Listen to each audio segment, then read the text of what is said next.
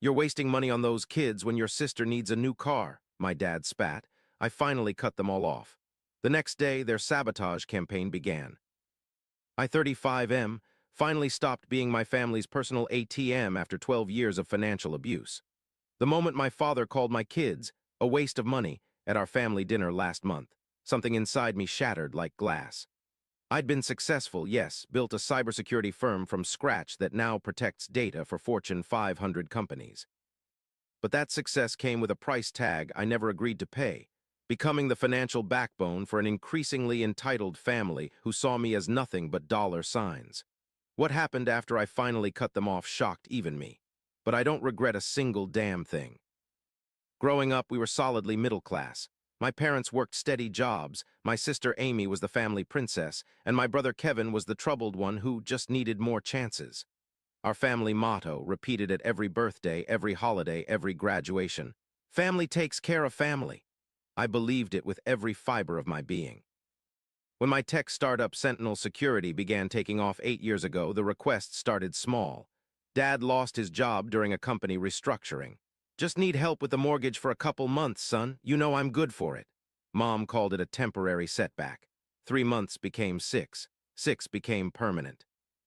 Then came Amy's college tuition, the private university she absolutely had to attend despite her mediocre grades. $42,000 a year. "It's an investment in her future," Mom insisted. Never mind that I'd worked 3 jobs to put myself through a state school. Kevin's DUI came next. Legal fees, bail money, then a business opportunity selling custom motorcycles that burned through $76,000 before collapsing. "He just needs someone to believe in him," Dad said, while Kevin nodded solemnly, already planning his next scheme. My wife Rachel watched it all with growing alarm. "They don't even say thank you anymore, Jason," she'd point out after yet another family dinner where my parents casually mentioned bills they expected me to cover. "They act entitled to your money." I brushed her concerns aside for years. "They're family," I'd say, as if that explained everything.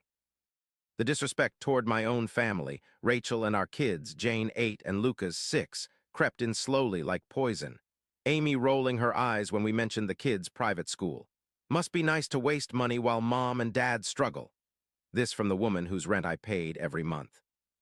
Kevin forgetting my children's birthdays while expecting lavish gifts for him. My parents dismissed Lucas's piano recital, but demanded I leave a business meeting when Kevin needed bail money again. The breaking point came on a humid Sunday evening at my parents' house, a house where I'd quietly been making the mortgage payments for years. Jane had been accepted to an elite summer science program. She'd worked so hard on the application, and at 8 years old was already showing the same passion for technology that had driven my success. The program cost $5,000, worth every penny to nurture her brilliant mind. $5,000 for summer camp? My father scoffed, swirling his drink, top-shelf bourbon I'd brought over the week before. "You're wasting money on those kids when your sister needs a new car. They're just going to be a burden anyway." The room seemed to tilt sideways. I saw Rachel's face go pale, saw Jane's shoulders curl inward as she pretended to be absorbed in her dessert. "By the way," Amy added, checking her manicure, another expense I'd covered, "my rent is due tomorrow. Don't forget to transfer it, and I'm going to need an extra 1,000 this month. Coachella tickets." Something inside me broke audibly, like a rubber band snapping after being stretched too far for too long. In that moment, I could hear my own heartbeat, feel blood rushing in my ears. The room narrowed to a tunnel. I stood up slowly, walked to the wall where a family photo hung, one where I'd been paying for the fancy photographer, the matching outfits, the custom frame. I took it down, looked at it for a long moment, then placed it face down on the table. "I'm done," I said quietly. Mom looked up, annoyed at the interruption to Amy's housing crisis. "What are you talking about, Jason? I'm done being your personal bank. As of this moment, you're all financially cut off, all of you." The silence lasted 3 seconds before erupting into laughter. "Sure, sure," Dad chuckled. "Now about Amy's car situation."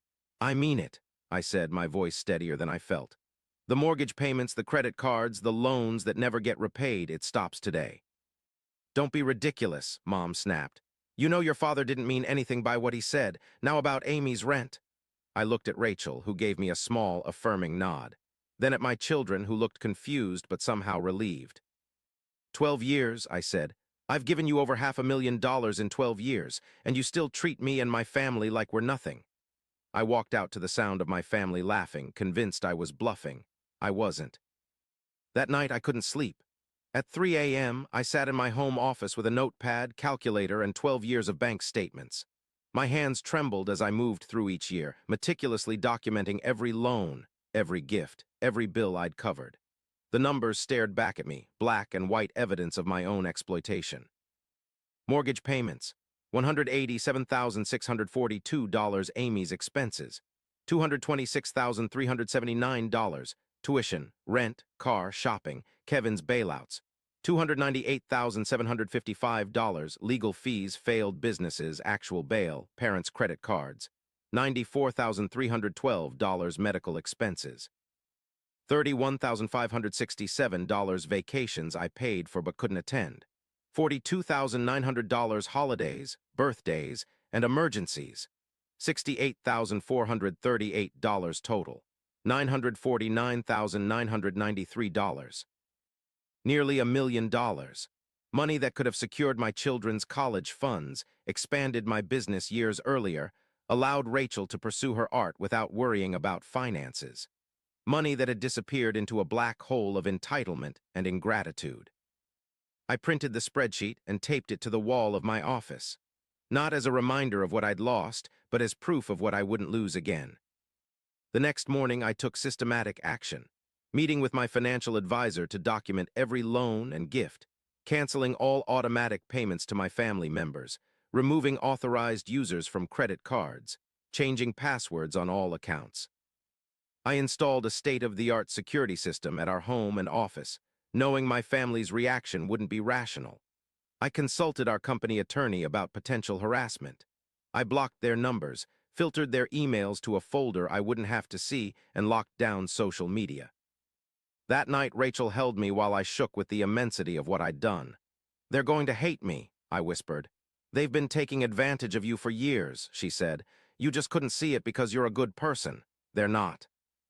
The text started at 7 a.m. the next day, hitting my assistant's phone since mine had blocked them. "Very funny. Transfer my rent money now. Amy, stop this childish behavior and call your mother. She's upset. Dad." By noon, the voicemails began, forwarded by my increasingly uncomfortable assistant. "You think you're something special? You'd be nothing without this family? Nothing." Dad's voice slurred despite the early hour. "My landlord is threatening eviction. Is that what you want? Your sister homeless." Amy, dramatic as always. "Bro, I get it, you're pissed, but I need that investor money by Friday or these guys will literally break my legs." Kevin, who'd apparently started yet another doomed venture. 3 days passed. The messages grew increasingly desperate, then pleading. Mom sent a long email about how Dad's blood pressure had spiked, how he'd been up all night worried about losing the house. How could I do this to the man who had sacrificed everything to raise me? Kevin showed up at my office with a neck brace, claiming he'd been attacked by his investors and needed $50,000 for hospital bills. Security escorted him out when he started shouting about how I was killing my own brother. Amy took a different approach, calling Rachel directly, crying about how she was about to be evicted, how she'd have to live on the streets because her own brother didn't love her enough to help. When Rachel gently suggested Amy get a roommate or a second job, Amy's tears dried up instantly. "You've poisoned him against us," she hissed before hanging up. Then came the final manipulation attempt, a family intervention. I arrived home one evening to find my parents' car in our driveway. Inside our house, Rachel looked uncomfortable on the couch with Amy beside her, Kevin pacing by the fireplace, and my parents sitting solemnly like they were at a funeral. "What is this?" I asked, though I knew exactly what it was. "We're worried about you, son," Dad said, his voice dripping with rehearsed concern. "This behavior isn't like you, cutting off your family, ignoring our calls. We think you might be having some kind of breakdown." Mom dabbed at her eyes with a tissue. "We've been talking to Dr. Simmons," she said, naming our old family doctor. "He thinks it might be a nervous breakdown from work stress or maybe early onset dementia. The personality changes, the paranoia about money." I almost laughed at the absurdity. They were trying to gaslight me into believing I was mentally ill for setting a boundary. "Let me get this straight," I said, setting my briefcase down. "You think I'm having a mental breakdown because I stopped giving you money?" It's not about the money, Amy cried right on cue. It's about the way you've changed. You've never been selfish before, Kevin added. Never turned your back on family. We've talked it over, Dad said, leaning forward. We want you to see someone, get some help, and in the meantime, your mother and I can manage your finances just temporarily to take that stress off your shoulders. And there it was, the real purpose of their concern, access to my accounts. I walked to the kitchen, filled a glass of water, and returned to the living room. You need to leave, all of you, now. See, Amy whispered loudly to Rachel. This irrational anger, this isn't the brother I know. Rachel stood up, her patience visibly exhausted. I've heard enough. Jason is perfectly fine. The only thing that's changed is he's finally seeing how you've used him. Please leave our home. Dad's concerned mask slipped. You can't talk to us that way. We're his parents. And I'm his wife, Rachel replied. The one who's watched him work himself to exhaustion to support all of you, only to be treated like an ATM. Please leave before I call the police for trespassing. They left, but not before Dad whispered to me at the door. You'll regret this, son.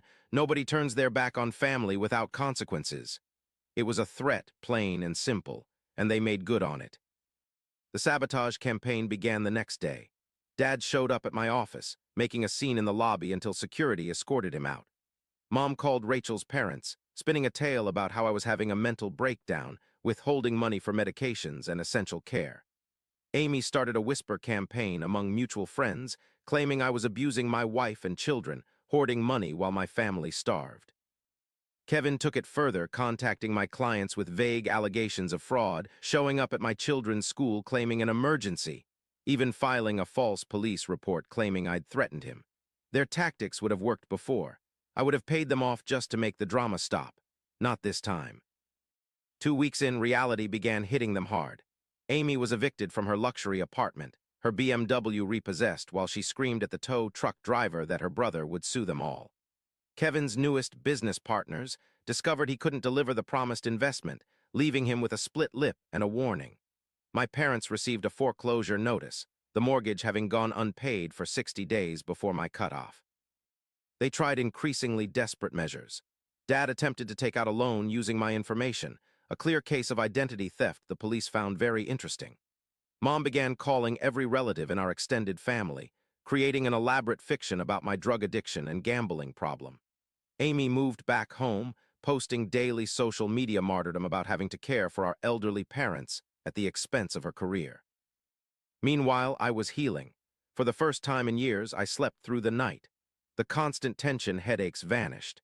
I attended every one of Jane's school events and Lucas's soccer games without my phone blowing up with family emergencies.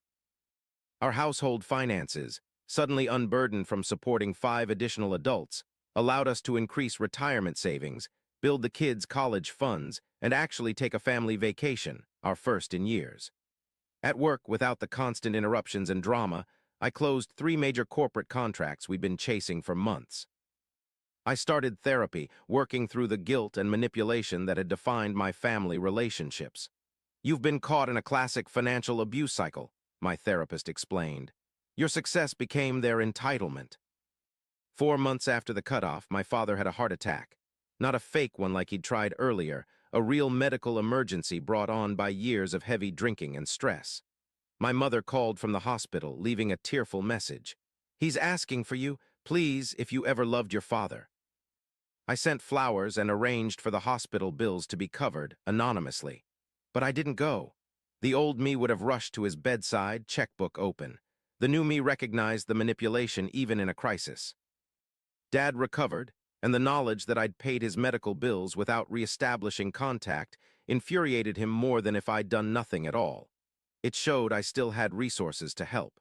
I was simply choosing not to hand over blank checks anymore. The real confrontation came 6 months after I'd cut them off. I was having lunch with a potential client when my family walked into the restaurant, all 4 of them, clearly not coincidentally. They'd been tracking me, waiting for an opportunity. They looked different. Dad had lost weight, the designer clothes replaced by off-the-rack basics. Mom's hair had grown out, the expensive highlights faded. Amy's handbag was a knockoff of the original I'd bought her the previous Christmas. Kevin sported a fading bruise under one eye. My client noticed my sudden tension. Everything okay? Before I could answer, they surrounded our table. "We need to talk," Dad said, his voice attempting authority but cracking with desperation. "Family business." I stayed seated. "I'm in a meeting, this isn't appropriate."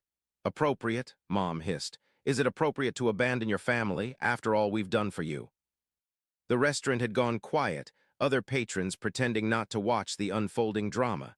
My client looked deeply uncomfortable. "What exactly have you done for me?" I asked quietly. "Besides take and take until there was nothing left. We raised you," Dad's voice rose. "We sacrificed everything for you. And I repaid that sacrifice 100 times over, but it was never enough." Amy stepped forward, tears strategically forming. "My car got repossessed. I had to move home. My life is ruined because of you." "Your life is exactly what you've earned," I replied. "Just like mine is what I've earned." Kevin, always the volatile one, knocked a water glass off the table. "You think you're better than us? You'd be nothing without this family." I stood up slowly, meeting his glare. "That's where you're wrong. I became something despite this family, not because of it." Dad played his final card, the one that had always worked before. "Family is family. You have a responsibility to us. We're blood." I looked at each of them. These people who shared my DNA but not my values, who claimed love but practiced exploitation. For so long, I'd believed that blood created obligation. Now I saw the truth. My responsibility is to my wife, who supports me without using me. To my children, who I'm teaching that love doesn't come with a price tag. That's my family. You're just relatives. I placed money on the table for our unfinished lunch, apologized to my client, and walked out. They followed me to the parking lot, hurling insults and threats that bounced off my back like rain on a waterproof coat. As I drove away, I saw them in my rearview mirror, huddled together, already arguing among themselves about whose fault it was, who would pay for lunch, who would be their next target. For the first time, I felt something unexpected: pity. It's been exactly 1 year since I cut them off. The updates are what you'd expect. My parents lost the house, moving into a small apartment they actually have to work to afford. Amy eventually found a job that matched her qualifications rather than her entitlement: retail sales, not fashion executive. Kevin spent 30 days in jail for attempting to scam an elderly investor, a humbling experience that might actually be the first real consequence he's ever faced. As for me, Sentinel Security was just valued at $40 million. We're opening a second office. Jane's science project won the state competition. Lucas is learning guitar now, alongside piano. Rachel and I are planning a second honeymoon, something we could never do when my family drained every extra penny. Last week, my mother sent an email that somehow made it past my filters. "We're your family," she wrote. "Families forgive. When are you going to stop punishing us?" I didn't respond. There was nothing to say. This wasn't punishment, it was consequence. For the first time in their adult lives, my family was experiencing the natural results of their own choices. Sometimes I wonder if they'll ever understand what they lost. Not just my financial support, but the relationship with a son who would have given them anything if they'd just loved him for himself, not his bank account. If they'd shown basic respect to his wife and children, if they'd said, "Thank you," instead of "more." Blood may be thicker than water, but at some point, you have to acknowledge when you're drowning in it. Cutting them off wasn't just about money. It was about saving myself, my marriage, my children from a pattern of exploitation that would never end on its own. They called me heartless. The truth is, I finally found the courage to use my heart for the people who truly deserved it. And I've never been richer.